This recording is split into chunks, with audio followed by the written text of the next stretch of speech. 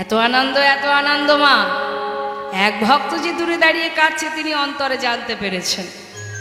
আস্তে ধীরে ধীরে তার কাছে গিয়ে দাঁড়িয়েছেন প্রভু। মৃদু মৃদু হাসছেন আর জিজ্ঞাসা করছেন, কে তুমি? নাম কি তোমার? কোথা থেকে এসেছো? পরিচয় দাও। কেন এমন করে দূরে দাঁড়িয়ে আমার দিকে তাকিয়ে কাঁদছো? কি চাই তোমার? দয়াময়, আমি অগ্রদ্বীপ থেকে এসেছি।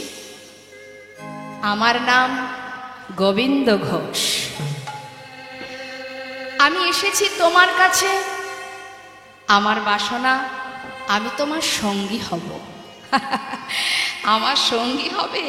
প্রভু হাসছেন। বাবা, আমার সঙ্গী হবে? শোনো শোনো, আমার সঙ্গী হতে যেও না। কেন জানো? যারা আমাকে ভালোবাসে, যারা আমার সঙ্গী হতে চায় বা যারা আমার সঙ্গী হয়েছে, তাদের সারা জীবন কষ্ট পেতে হবে না। তাই গৌর হরি। বলো তো দেখি মা, এমন কথা শুনলে গোবিন্দ ভজন কেউ করবে আর? হ্যাঁ, যদি তাকে ভালোবাসলে কষ্টই পেতে হয়, তাহলে কেন ভালোবাসবো? আমরা তো সবাই সুখ কামনা করি। প্রভু বলছে, যদি আমাকে ভালোবাসো, আমার যারা সঙ্গী হয় তাদের সারা জীবন কষ্ট পেতে হয়। জেনে রাখবেন ভালো করে, গোবিন্দকে যদি ভালোবাসতে চান তাহলে কষ্টকে বরণ করে নিতে হবে। কারণ ভগবান বললেন, যে করে আমার আশ আমি তার করি সর্বনাশ, তথাপিও যে না ছাড়ে আমার পাশ আমি হই তার দাসানুদাস। অত সহজ নয়। ভক্ত বললেই ভক্ত হওয়া যাবে না। অর্জুনও তো বিরাট বড় ভক্ত, যার রথের সারথি অনন্ত কোটি বিশ্ব ব্রহ্মাণ্ডের মালিক। তা এত বড় ভক্ত হয়ে যার চরণ থেকে গঙ্গা যমুনা সরস্বতী সৃষ্টি, তার চরণ না ধরে সে বলেছিল, মাধব কত জীব হত্যা করেছি হাত দিয়ে, চলো না একটু গঙ্গায় স্নান করে আসেনি। তাই গৌর হরি। তাহলে সে প্রভুকে চিনতে পারেনি মা, এত বড় ভক্ত হয়েও। আর আমরা দিনে দুটো নকুল দানা দিয়ে যদি নিজেদেরকে ভক্ত মনে করি, হবে? খাবে খাবে, না খাবে না খাবে, খেলেও নকুল দানা, না খেলেও নকুল দানা, ওই পর্যন্তই সীমাবদ্ধ। কারোর বাড়িতে হয়তো দিনে দুবার কি তিনবার পাই, অনেকের বাড়ি আছে যেখানে দুটো নকুল দানায় 24 ঘন্টা চলতে হয় গোবিন্দকে। পরের দিন সকালে গিয়ে দেখা, তাও সে নকুল দানাটা গোবিন্দ সেবা করার পর সেটা যে ভক্তরা মুখে দেবে সে সময় তাদের নেই। খায় কালো কালো পিঁপড়ে যারা, ওরা। তাই ওরা ওই কীটকুল থেকে মনুষ্যকুল পর্যন্ত পৌঁছে যাবে, আর আমরা মানব দেহ পেয়ে এই যে হেলায় সময় নষ্ট করছি, আবার ওই কীটকুলে গিয়ে আমাদের গড়াগড়ি খেতে হবে। তা মাগো, প্রভু বলছে, ঘরের ছেলে ঘরে যাও সেই ভালো, আমার সঙ্গী হতে যেও না, সারা জীবন কষ্ট পেতে হয়। জেনে রাখবেন মা, দুঃখ কষ্টের মধ্যে দিয়ে ভগবানের সঙ্গে আমাদের যদি দ্বন্দ্ব হয় তাহলে মুশকিল। কারণ দুঃখ সুখ এরা দুই ভাই, সুখ দুঃখ দুই ভাই, এরা আসবে যাবে আসবে যাবে। আমাদের যতদিন এই ধরায় আছি এরা দুজন আসা যাওয়া করবে, দিন আর রাতের মতো। কখনো যদি সুখ আসে, আপনি যদি সুখ পেয়ে পাগলের মতো হয়ে যান, তাহলে কিন্তু পরবর্তীতে দুঃখ আসলে আর সেটা সহ্য করতে পারবেন না, কি তাই তো? আবার দুঃখ পেয়ে যদি ভেঙে পড়েন তাহলেও মুশকিল। তার কারণ দুঃখ এখন আপনার আছে, দরজার বাইরে সুখ দাঁড়িয়ে আছে। সময় যখন হবে দুঃখ চলে যাবে, সুখ প্রবেশ করবে। আবার সুখ পেয়ে আনন্দ করার কিচ্ছু নেই। এসেছে ভালো কথা, এসেছে, আনন্দ করার কিচ্ছু নেই। কারণ তুমি প্রস্তুত থাকো, পরে আবার দুঃখ দাঁড়িয়ে আছে দরজার পিছনে, সেও ঢুকে যাবে। তাই এদের জন্য গোবিন্দ ভজন ভুলে যাব, তার মুখ দেখবো না। আছে অনেকে একটু যদি কষ্ট পেয়েছে, তার সেবা তো পড়ে থাক, তাকে গিয়ে একবার প্রণাম পর্যন্ত আর সে করে না, এতটাই বোকা। তা মাগো, প্রভু ঠিক তেমন করে গোবিন্দকে যাচাই করছে। বলো, সইতে পারবে দুঃখ কষ্ট? গোবিন্দ ঘোষ বলছে, পারবো না প্রভু। এ আবার কেমন কথা? তোমার সঙ্গী হব এটাই আমি চাই, তার মধ্যে দুঃখ আসুক কষ্ট আসুক আমি কিচ্ছু জানতে চাই না। বাহ, তাহলে আজ থেকে তুমি আমার সঙ্গী তো হতে চাও? হ্যাঁ প্রভু।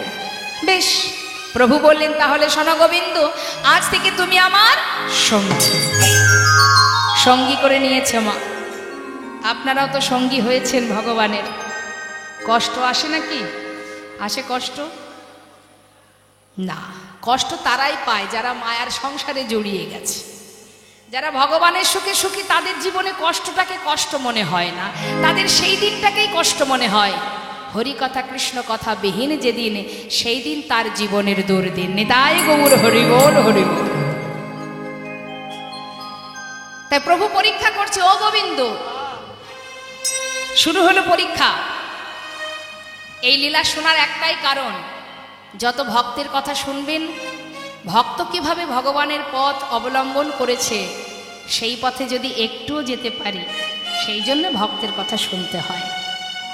গোবিন্দ, নীলাচলে এসেছো, জগন্নাথ দর্শন করেছো। ভক্ত তো কম নয়, সহজে ছাড়ার পাত্র নয়। ও প্রভু, তুমি কার কথা বলছো? কেন? ওই যে জগন্নাথ। তুমি যার কথা বলছো তাকে তো দর্শন করেছি প্রভু, কিন্তু জানো, আজ আমি সাক্ষাৎ জগন্নাথ দর্শন করছি। গৌরহরি সব কিছু বুঝেছেন, বুঝেও না বোঝার ভান করে বলছে, সে কি, সে কি গোবিন্দ, তুমি আবার সাক্ষাৎ জগন্নাথ কোথায় দেখলে এখানে? ও দয়াময়, শুনবে তুমি? তাহলে শোনো। তুহু জগন্নাথ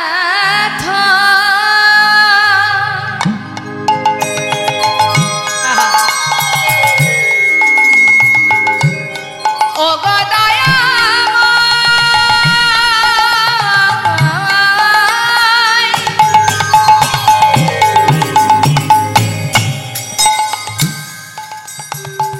তুমি আমার জগন্নাথ,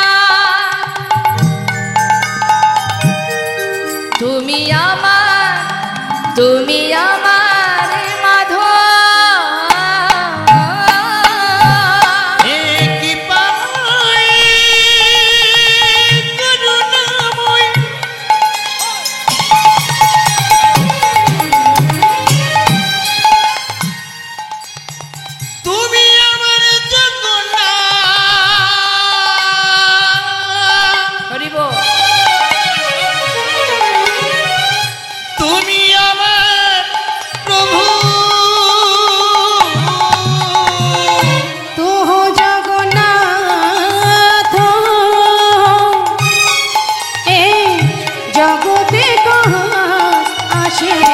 जग बहे नाही मोइछा, हे माधव बहु तुमी नति करो तोय, हे माधव।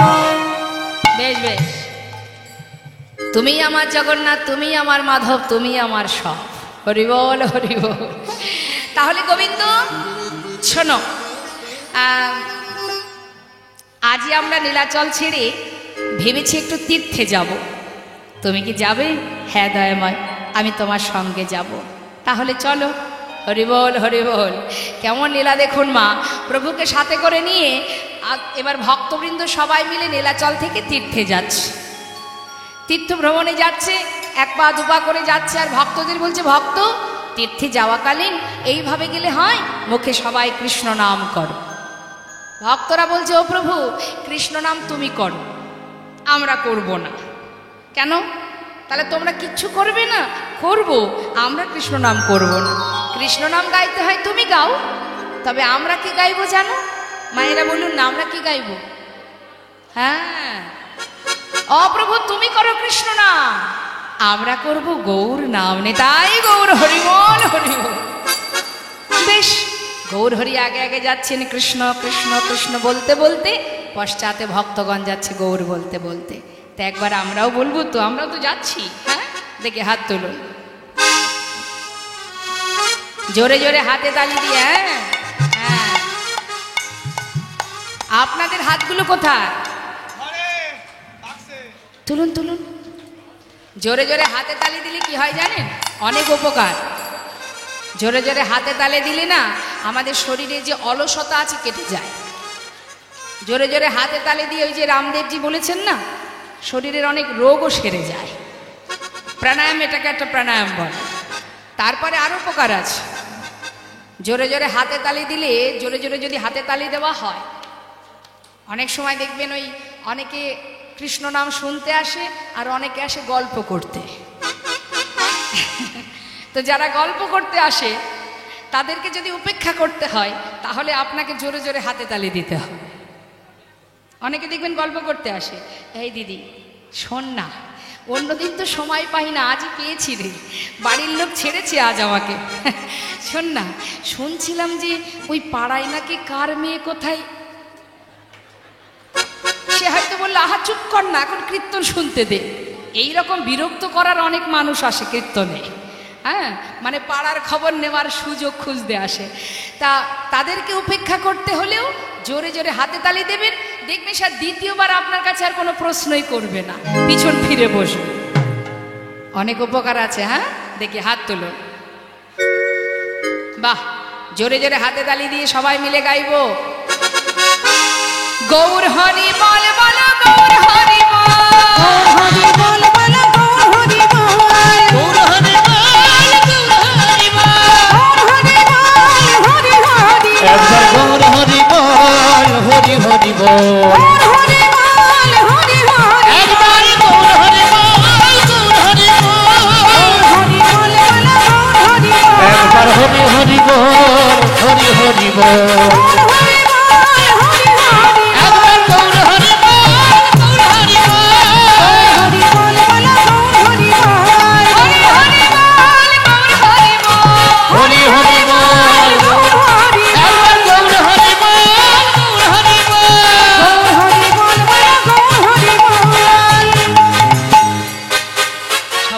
পিছনে গৌর নাম করতে করতে প্রভু আগে আগে যাচ্ছেন কৃষ্ণ বলতে বলতে, হরি বল হরি বল।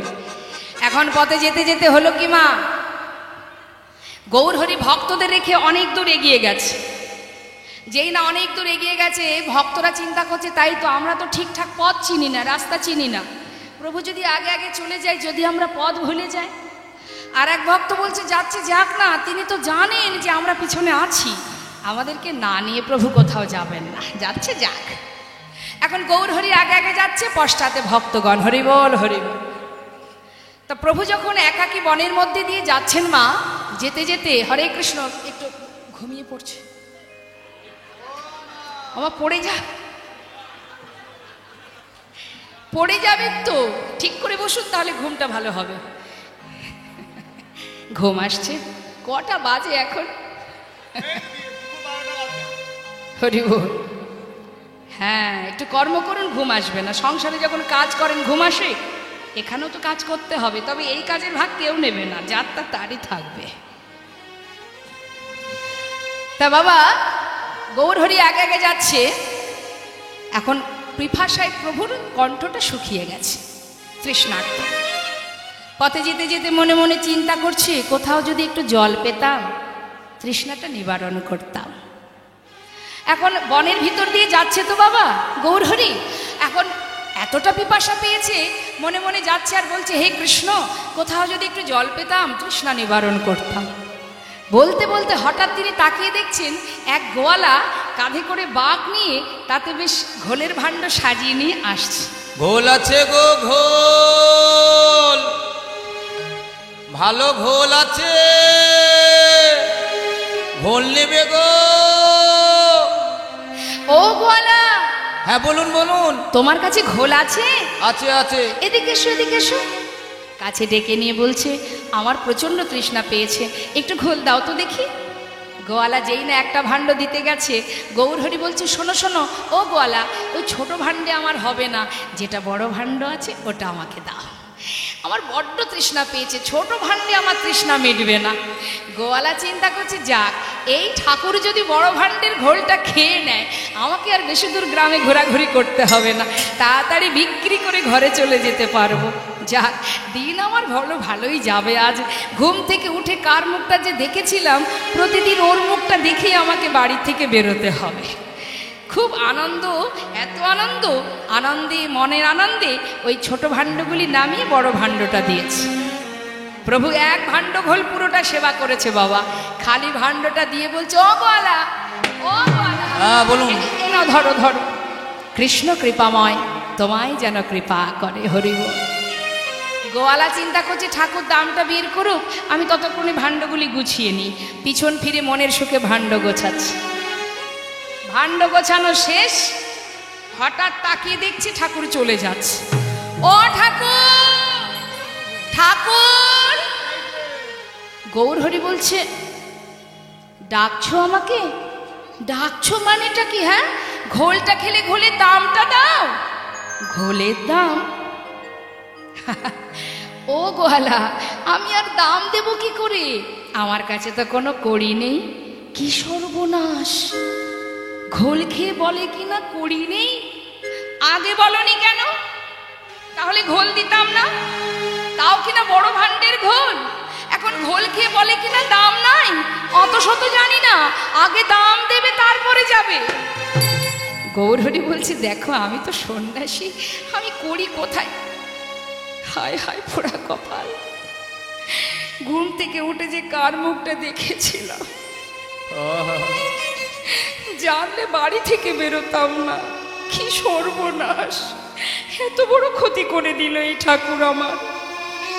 গৌরহরি দেখছে তাই তো, অর্থের জন্য বসে বসে কাঁদছে। এক পা দুপা করে পাশে এসে দাঁড়িয়েছেন। তাই গৌরহরি বল, গোয়ালা কেঁদো না, শান্ত হও, তোমার ঘোলের দাম চাই। এই তো দেখো, আমি তো সন্ন্যাসী, আমার কাছে করি নেই।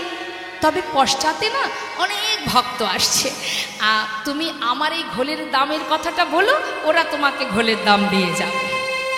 এই বলে প্রভু চলে গেলেন। গোয়ালা কিন্তু ঘোলের দাম নেবার জন্য পথের ধারে বসে আছে মা।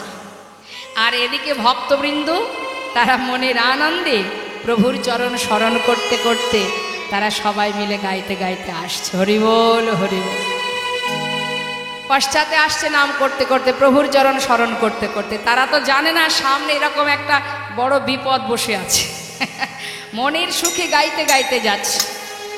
মন লাগুরে, মন লাগুরে,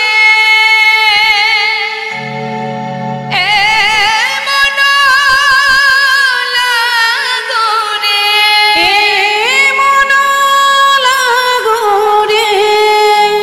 মন লাগুরে, মন লাগুরে, মন লাগুরে, লাগুরে লাগুরে, হ্যাঁ মন লাগুরে। ও প্রভু, তোহারি চরণে মন লাগুরে। হরি বল হরি বল। তোমারি চরণে মন লাগোরে, তোমারি চরণে মন লাগোরে, মন লাগুরে, মন লাগুরে, এ মন লাগুরে, মন লাগুরে, মন লাগুরে, লাগুরে লাগুরে লাগুরে, এ মন লাগুরে। তোমারি চরণে মন লাগোরে, তোহারি চরণে মন লাগুরে, ওই না তোমারি চরণে মন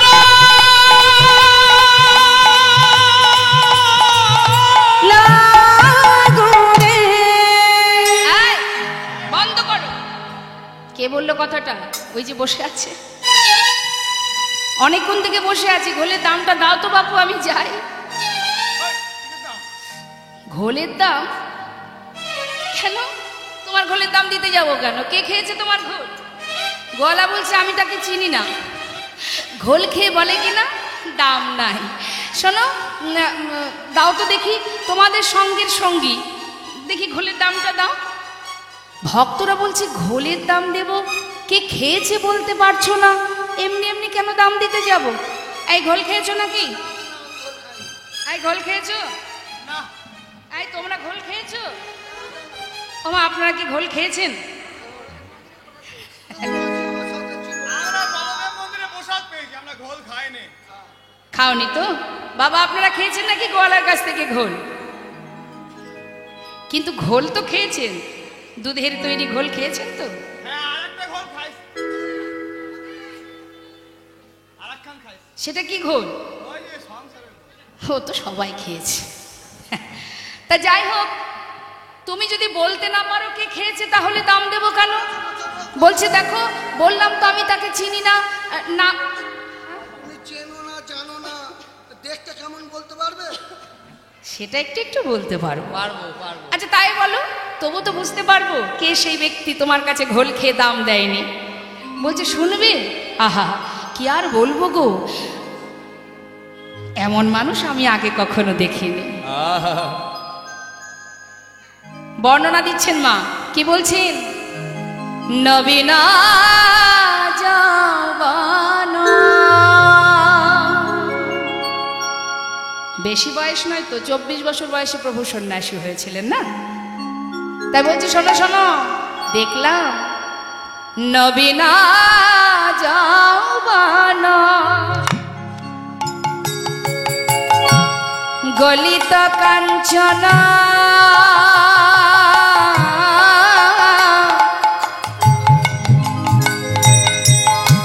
সে যে অপরূপ রূপী মাধুরী,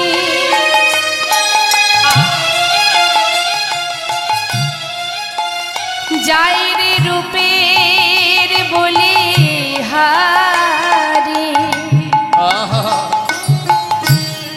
সে যে ভুবন ভোলানো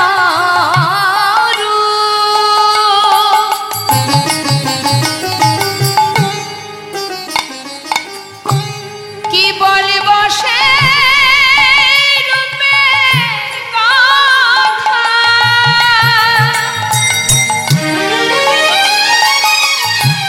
যাইরে রূপের বলিহারি,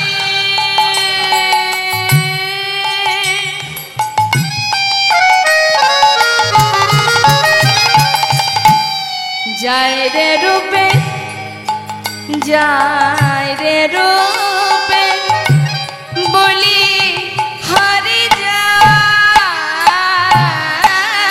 এমন দেখি না কখনো,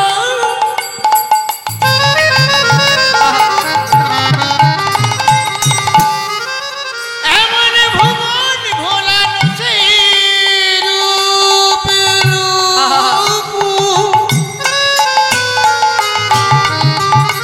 আমার গোলার রূপের চাই বলি হারি, দেখলাম নবীনা জবানা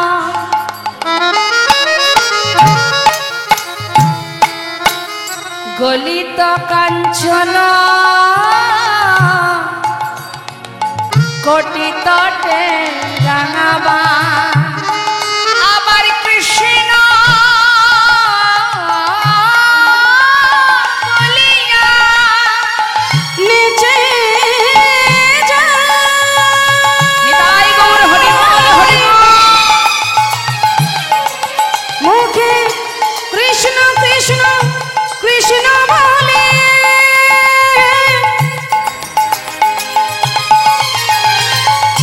প্রেমানন্দে বাহু তোলে, মুখে কৃষ্ণ বলিয়া ওই না তু বহু তুলিয়া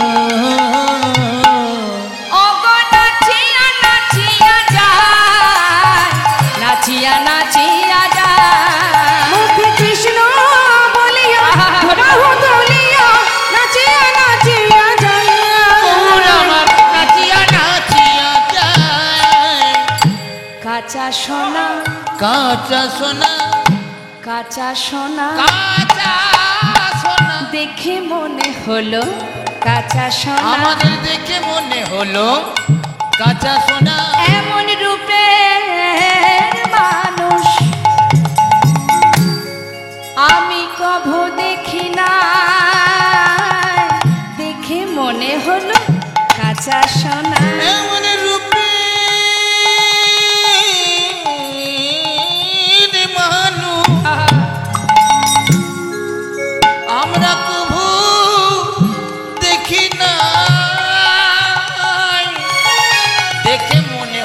যেন কাঁচা সোনা। দাঁড়াও দাঁড়াও দাঁড়াও দাঁড়াও, এতক্ষণে বুঝলাম গো, কাঁচা সোনার মতো দেখতে জগতে তো একজনই আছেন, তিনি আমার গৌর সুন্দর। সে ঘোল খেয়েছে, দাম দিতে পারেনি, এই তো ব্যাপার। ও বলা, আমরা তো তারই সঙ্গী, আমরা করি কোথায় পাবো? কি সর্বনাশ! এখন এরাও বলে করি নাই, কপাল চাপড়িয়ে কাঁদছে মা। ভক্তরা কি করবে? তারা তো আর দাম দিতে পারছে না, তারা লজ্জায় পাশ কাটিয়ে কাটিয়ে চলে। গোয়ালা চিন্তা করছে, বসে বসে কাঁদলে তো আর আমি আর কিছু ফিরে পাবো না, কেঁদে আর কি হবে, যাই আজ আর বিকিকিনি করবো না, ঘরে চলে যাই। মনে দুঃখে কষ্টে সেই বাঘটা যেই না কাঁধে তুলতে যাবে, হঠাৎ দেখছে বেজায় ভারী নে, তাই গৌর হরি বল হরি বল। আহা, কি করুণা আমার দয়াময়!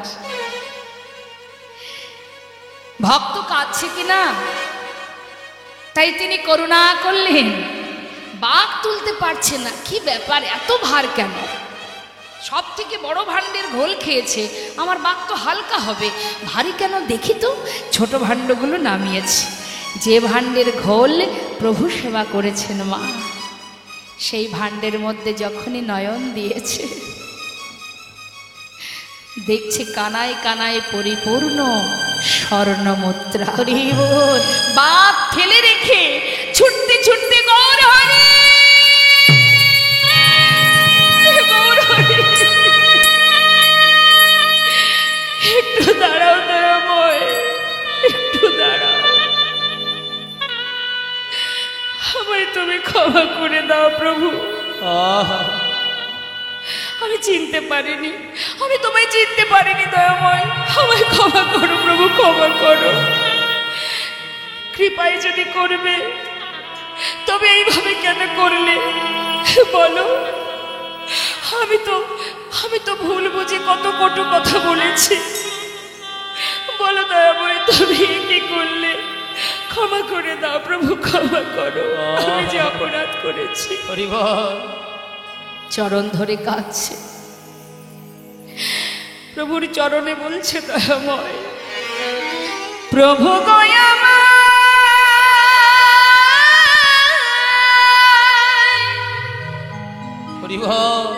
কৃপা করো,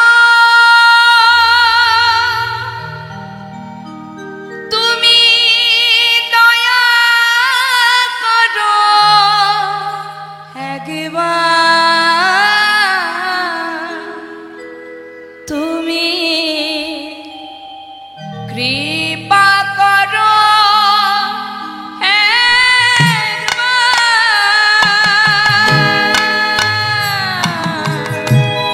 প্রভু গয়ামা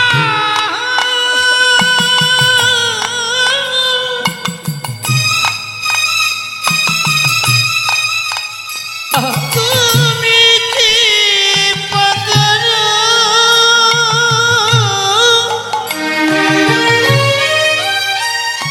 একবারে দয়া করো, একবার হে প্রভু কৃপা করো, একবার যুগে যুগে তুমি এসেছো ধরাতে, উদ্ধারিতে পৃথিবী, তাই তো তোমায় ডাকি প্রভু, দয়া করো এ দিনে। তুমি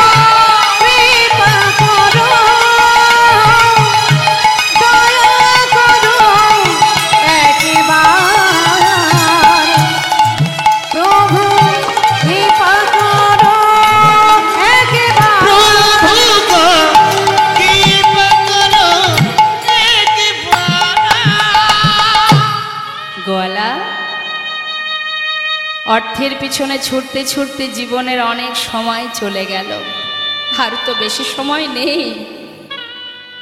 যতটুকু সময় আছে ঘরে গিয়ে কৃষ্ণ ভজন করো, যাও, আশীর্বাদ দিলাম তোমায়। গোয়ালাকে আশীর্বাদ করে চলে গেলেন গোয়ালা। সত্য কথা মা, সংসারের পিছনে ছুটতে ছুটতে গোনা দিন ফুরিয়ে যায়, কিন্তু আমাদের কৃষ্ণ ভজন হলো না। আমার আমার করো বুঝিতে না পারো, আমাতে কি আছে রতনে, কোন শক্তি বলে বেড়াই চলি, বলে কিসের অভাবে হয় দেহ পতন। দেহের মাঝে আছে প্রাণেরই সঞ্চার, তাহাতেই বলি আমার আমার, প্রাণ গেলে হবে সবাকার, সব নেশারি সব। এসেছি যেখান থেকে, যাবার পরে বিচার সবাই বিচার হবে। বলো, দশেন্দ্র ষড়রিপু সব কিছু পেয়েছো, সেবা দেবার হাত চেয়েছো, দিয়েছি।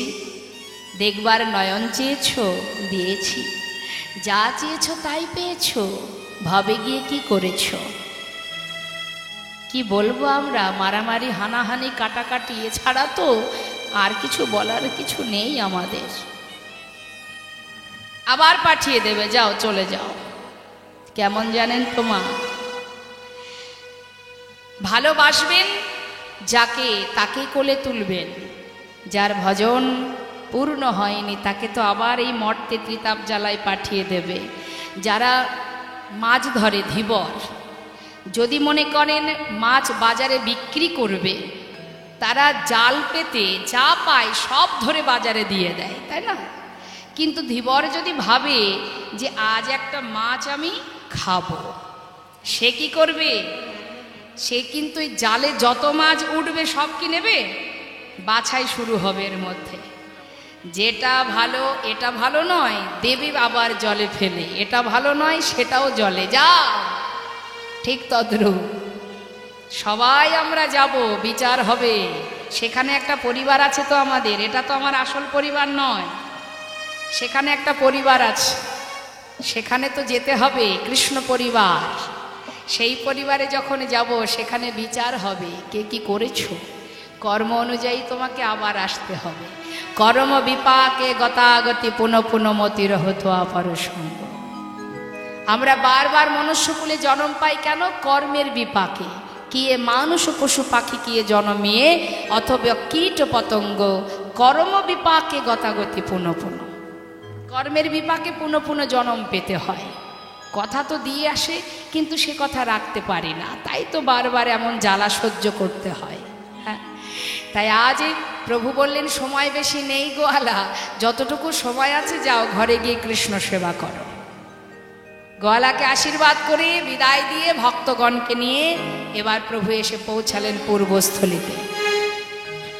পূর্বস্থলীতে যখনই এলেন, গোবিন্দকে ডাকছে, গোবিন্দ, অ গোবিন্দ, এদিকে এসো, এদিকে এসো। এটা কোথায় বলো তো? পূর্বস্থলী। বেশ, শোনো, আর কোথাও যাব না, এখানে একটু সেবার ব্যবস্থা করো। গোবিন্দ ঘোষ চিন্তা করছে, প্রভু তুমি তো বলে খালাস, কিন্তু এত ভক্তের সেবার ব্যবস্থা আমি একা করব কি করে? চিন্তা করছি, কিন্তু মাগো, চিন্তা করলে কি হবে? চিন্তার অবসান ঘটাতে একজনই পারেন। করুণাময় যখনই এসেছেন পূর্বস্থলীতে, খবর চলে গেল নদিয়াতে। নদেবাসী যখন জানতে পারলেন পূর্বস্থলীতে গৌর এসেছে, সবাই দল বেঁধে গৌর দর্শনে যাচ্ছে, কিন্তু কেউ খালি হাতে নয়, সবার হাতে প্রভুর সেবার বস্তু। তোমার যেমন ক্ষমতা কিছু না কিছু নিয়ে যেতে হয়। কিছু কিছু জায়গা আছে বাবা, যেখানে খালি হাতে যেতে নেই। এক, যেমন মনে করুন যদি আপনি ভগবানের দর্শনে যান, আপনার সামর্থ্য অনুযায়ী কিছু সাথে নিয়ে যাবেন।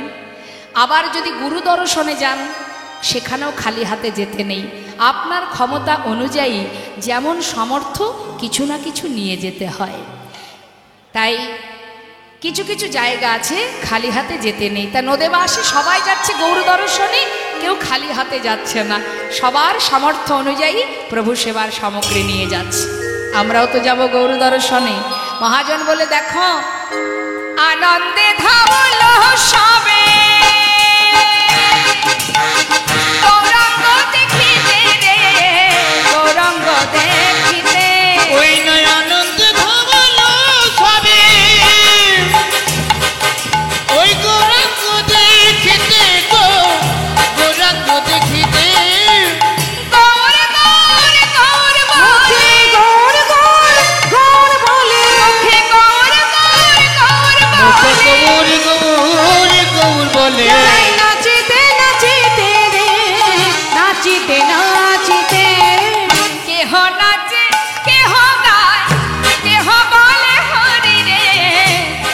বলে হরি। ওই না কেহ নাচে কেহ গায়, কেহ বলে হরি গো, কেহ বলে হরি। ধুলাতে লুটায়ে সবে, ধুলাতে লুটায়ে ওই না সবে, ভোলায় লুকায়ে সবে, যাই গড়া গড়ি রে, যাই গড়া গড়ি। ওই না ভোলাতে লুকায়ে সবে, যাই গড়া গড়ি গো, যাই গড়া গড়ি। আনন্দ আর ধরে না রে, আনন্দ আর ধরে না রে। হরি বল। আপনারা সবাই যখন এখানে আসবার জন্য বাড়ি থেকে প্রস্তুত হয়েছিলেন, মনে আনন্দ হচ্ছিল না মা? যাব নবদ্বীপ ধামে গৌর দর্শনে, যাব গুরু দর্শনে। হ্যাঁ, সেই আনন্দটা কোথায় একবার দেখাতে হবে। আনন্দ আর ধরে না রে, আনন্দ আর ধরে না রে। হরি হরি হরি বলে আনন্দ আর ধরে না রে। হরি হরি হরি বলে আনন্দ আর ধরে না রে। গৌর বদন হেরবে বলে আনন্দ আর ধরে না রে। গৌর বদন হেরবে বলে, ওই না হরি হরি হরি বলে, গৌর বদন হেরবে বলে, হরি হরি হরি বলে, তাদের আনন্দ আর ধরে না ওই না রে। আনন্দ আর ধরে না রে। মুখে গৌর গৌর গৌর বলে যায় নাচিতে নাচিতে রে, নাচিতে নাচিতে। সবাই এসেছে মনের আনন্দে গৌর দর্শনে। ও গোবিন্দ, খুব চিন্তা হচ্ছে কি করে কি করবে, বড় চিন্তা। আস্তে,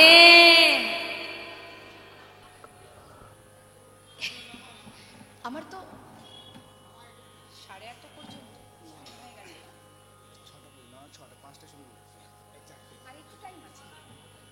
জানে, তাই আর একটু সময় আছে। আমাকে 6টায় শেষ করতে হবে, যতটা তাড়াতাড়ি সম্ভব আমরা এগিয়ে যাই। তো এবার মা মনের আনন্দে সকলে এলো, সবার হাত থেকে সেবার বস্তু নিয়ে প্রভু আমার সেবার আয়োজন করলেন।